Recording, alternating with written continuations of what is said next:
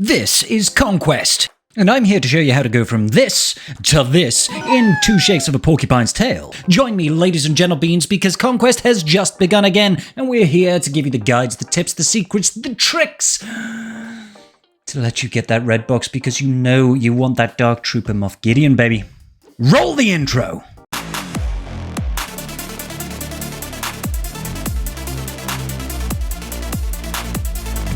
So give it up. My dead body. Sector 1 is the start of the journey, and the feats involved are not too bad, but some of the boss feats and the mini-boss feats are a little bit tricky, and that is a theme that is going to be following us throughout this entire version of Conquest, believe me.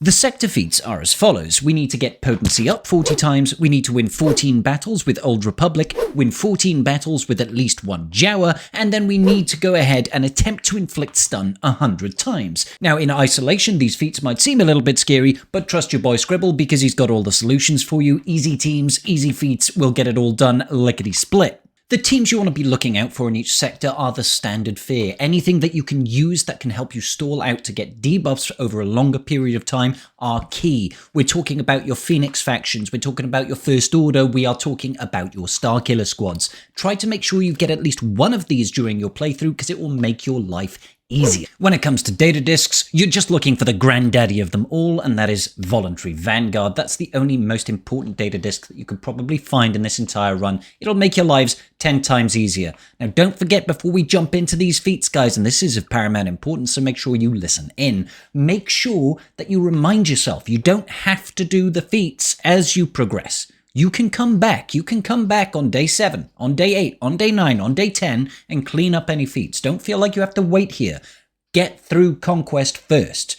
Get through all the sectors. Get your data discs. We're looking for Voluntary Vanguard. You're looking for stuff like Amplifier Agony, Ruthless Swiftness. You're looking for stuff like Volatile Accelerator, Unstable Decelerator. All of these data discs, super, super high value. Keep an eye out for them, look for them. Make sure you take the challenge path, that golden path that we see in every single sector. Go through that golden path to give yourself the option of finding additional data discs. Give yourself that option. This one is not that great, I'll be honest with you. But if you get something like Ruthless Offense or even Voluntary Vanguard as your very first data disc like I did, then you can rejoice. But that's enough jibber jabber. Let's actually get down to the teams, shall we? How you split your 2 Old Republic teams is probably going to really depend on the level of investment that you've got across the board. Personally, the cool trio for the easy wins is going to be Jedi Knight Revan with Basti and Jolee. If you want to then also split off a Carth Onassi one, you could do that Carth Onassi with T3 Mission Canderous, that sort of thing, okay? So I'm just going to go in with the easy team here. This is mostly going to be just carried by Jedi Knight Revan, carried by the likes of Basti and Jolee. There's survivability there, there's damage output there.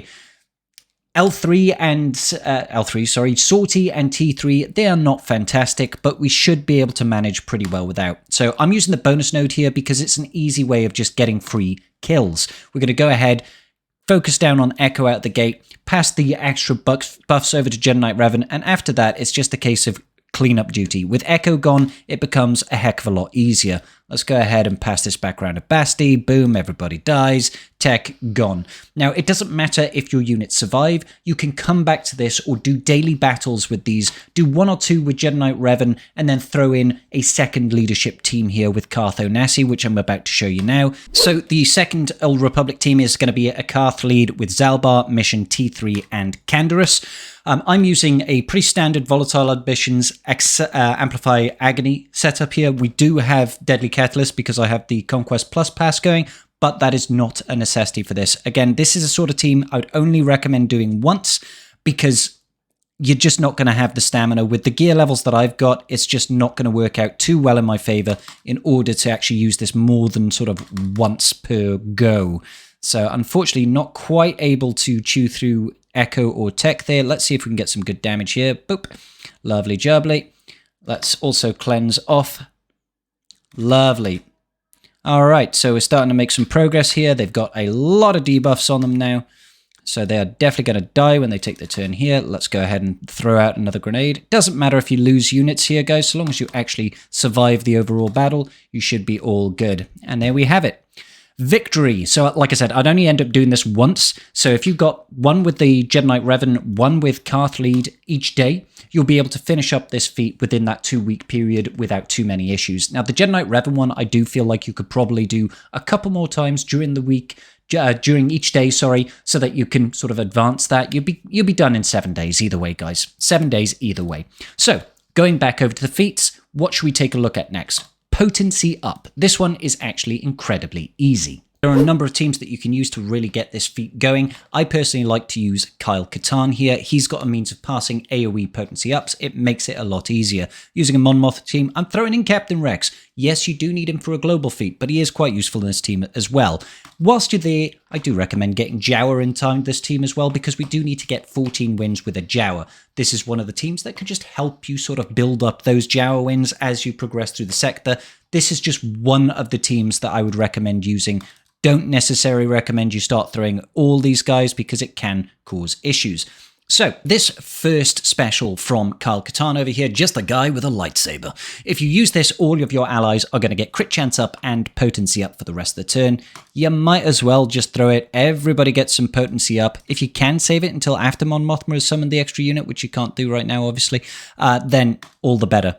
But as you can see, with this sort of team, you've got the bonus speed coming out of Kyle Katarn with his Resistance Rebel Fighter allies. It does make things just that little bit easier for you to get out the gate, and you'll be able to get yourself a good amount of potency up. You could probably even forget K2SO, take him out, throw in GBA, for example, and then you'll give yourself an additional unit to spread that potency up to. It'll get done relatively quickly. It is not the only team that you can use to do this sort of thing, though. Another means of getting that potency up, but also working on the stun feats at the same time, we can go in with the Jedi Knight Luke lead here. I'm throwing in Jedi Knight Revan.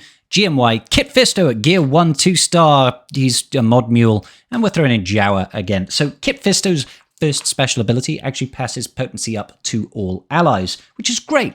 We're throwing in GMY there just so that we can then spread that potency up. So it's kind of useful. All right, so we're going to immediately pass the turn over to Luke at the start, just so that we can get that AoE stun off. Beautiful. Love to see the AoE stun. Let's have a think now. Let's actually do this just to gain that bonus turn. This special over here, as you can see, deal physical damage to all enemies and then grant all allies potency up for 2 turns. So we go, 4 stacks of potency up. We can use a direct focus over here on Echo. That's going to give us another stun as well. That's just basic here. I want to cycle round to a turn with GMY so that you can spread those buffs. There we go. We've got more potency up there. And once again, boop. Oh, well, that was just rude, wasn't it, really? Let's go ahead and finish him off. Now, this is obviously better if you are not using data discs. That will sort of increase your damage output, like I'm using, Amplify Agony and that sort of thing. Right now, it will impact the damage output. So you want to try and strip those back in the early days just to get working on those stuns and those potency ups. So another way of getting easy Jawa victories is to just throw him in with a CLS team, honestly, guys, because CLS teams just have so much damage output and so much control, and because they start the battle out the gate with a bonus turn, you're already going to get that ball rolling. You've got a number of stuns as well available to you with Han Solo and with CLS, actually, but you can see the damage output I've got right now is just completely nutty.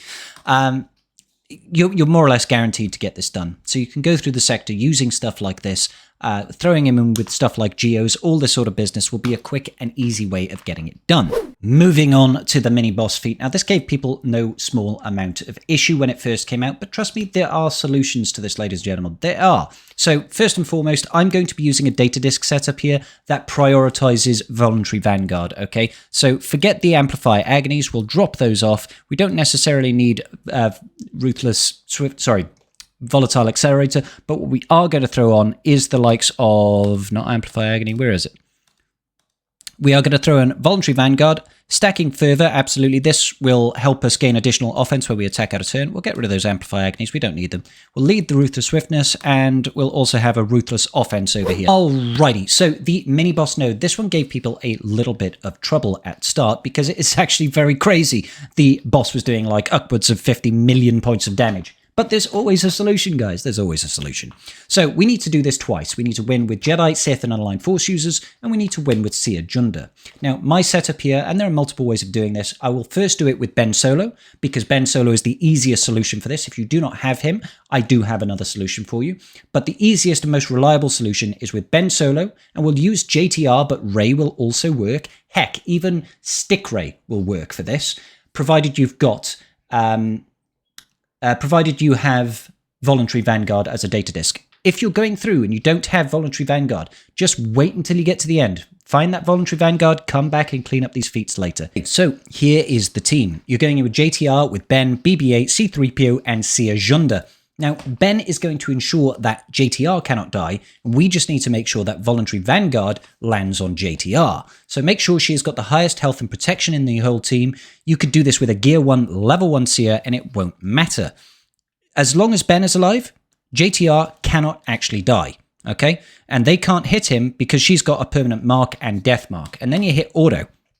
Essentially, thanks to the data disk setup that we've got, when we're attacking out of turn, we're ramping offense, which we have a lot of attacks out of turn thanks to JTR and BB-8. We also are going to be gaining offense when we bring any of the opponents below 100% health, thanks to Ruthless Offense. So essentially, those two data disks alone will give us the power ramping that we need. But even without it, you've kind of got it here anyway. Ben has got enough damage that over time you will eventually kill Gamma Guard. You don't have to worry about JTR at all. As you can see, she's just there taking an absolute beating. Ben's AoE, if he kills people with that, he's ramping his offense by 10% per kill. So he is going to be ramping a boatload of offense. As you can see, it really doesn't take too long for us to go ahead and kill. You could do this with a level 1 Gear 1 Seer. It really doesn't matter. The only thing that truly matters is these two.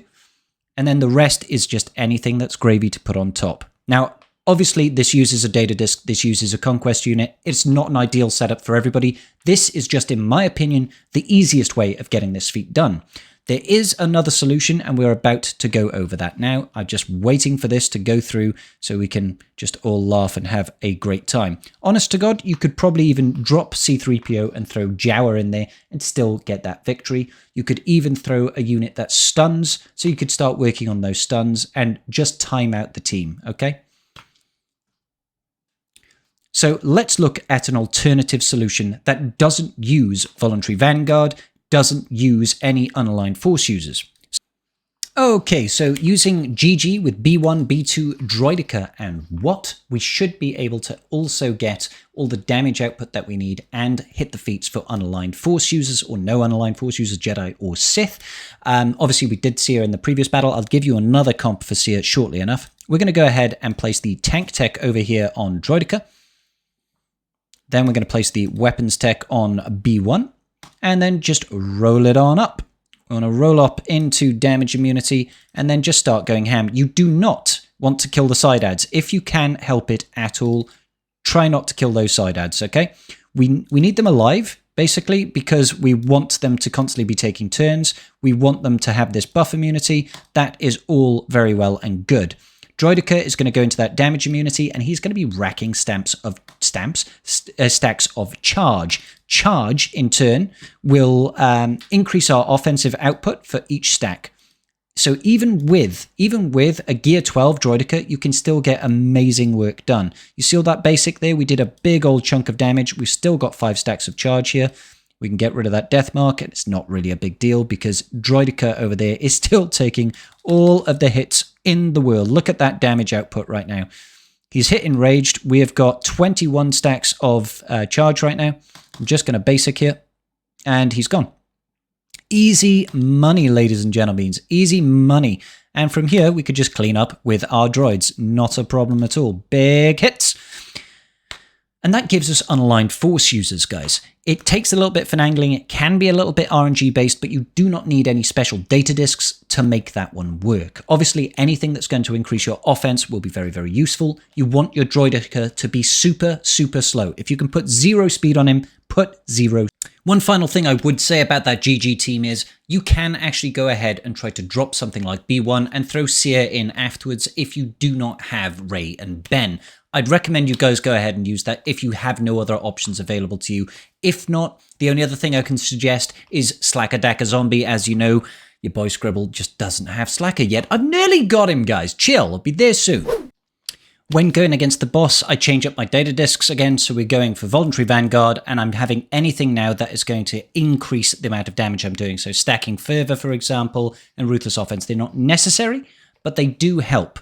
So here is the team. We're doing the same sort of thing before. Ray with Ben solo. Obviously, if you've got GL Ray, just use GL Ray with your Ben. It'll be a lot better. I'm just making sure people are aware that this will work even if you don't have JTR. You just need to have Ben and one form of Ray. Now, the more stats you have, the better off you're going to be, obviously, because it will help you survive. But the main thing is to just try and deal as much damage as possible. So, they can't kill our JTR, as we are well aware. They cannot kill her because Ben is here, and Ben is preventing her from dying, provided he is still alive. And Ben himself can't die as long as she has more than 50% health. So the idea behind this is that we are just going to be ramping up our offense and having Ray just sit there and take an absolute beating. The great thing about this as well is that whilst we're doing this, they simply cannot kill her, even with the Devour now. You'll watch him try to eat Ray now, and he won't be able to do anything because she cannot be killed thanks to Ben being here. So as soon as we get there, all these attacks out of turn will be increasing our damage output. You can see our damage is ramping quite nicely, and we've got some good turn meter removal as well, which is just lovely. Let's pass this back over here to C3PO. C3PO can just make sure we've got triple stacks over here. Lovely jubbly. And throw it out. Absolutely phenomenal. Absolutely phenomenal. He's not even going to get to it by the looks of things. Oh, no, he chose not to. Jobs are good done. So that's a very easy way of getting that win with Ben solo. It's kind of custom made to work with the Rancor here. Really not a terrible setup. In order to get the no Jedi, no Sith, no unaligned Force users feat, we're going to be going ahead and changing our data discs again. I highly recommend you use anything that has got turn meter removal because you can TMR our enemy here. I find the best way of getting it done can be something like a CLS team, except CLS himself is an unaligned Force user. So it is in your interest to find a different scoundrel or rebel leader that can get it done. Now, you can use the likes of BAM, or alternatively, you can go in with the likes of Dash Rendar. Throw in Han and Chewie, get yourself a Chupio. Where is Chupio? Chupio, my man. Let's just go over to Rebels. He's not a scoundrel. So yeah, you can't unfortunately use CLS, but we can use the likes of C3PO and 3PO and Chewie. Now, with all those unstable decelerators, you should be able to control the Rancor quite effectively. C3PO is going to be reducing TM. JTR can do it, obviously, but unfortunately, she is an unaligned Force user, so we can't quite rely on her. Every time we're seeing that damage, it's reducing our guy's TM there. Beautiful, beautiful, beautiful. Han Solo can also reduce their TM on a basic, so it does mean we can control him quite a bit better than normal. Let's just reduce that TM and just keep on rolling, baby. All these attacks out of turn are obviously going to be helping us. As you can see, he can't quite keep up with the damage output and the TM generation that we've got here. Very, very easy, very straightforward if you have those unstable decelerator data discs. Keep an eye out for them as you progress, and that will give us no Jedi, no Sith, no unaligned Force users as well. Easy peasy, not too bad for a Rancor. Lovely. And that is going to about do it for Sector 1, guys. We've gone over the bosses, we've gone over the sector feats. You just need to keep progressing, just keep pushing through. And remember, you do not have to do all these feats as you're going through the sector. You quite happily just come back to these feats at the end once you've gone through all the sectors. Go through Sector 1 through to Sector 5 as quickly as possible. Build out your data discs. Look out for the important ones. Stuff like Amplifier Agony, Ruthless Swiftness. Look for Voluntary Vanguard. Look for Unstable Decelerator. They will all help you in the long run. Peace out. May the Force be with you.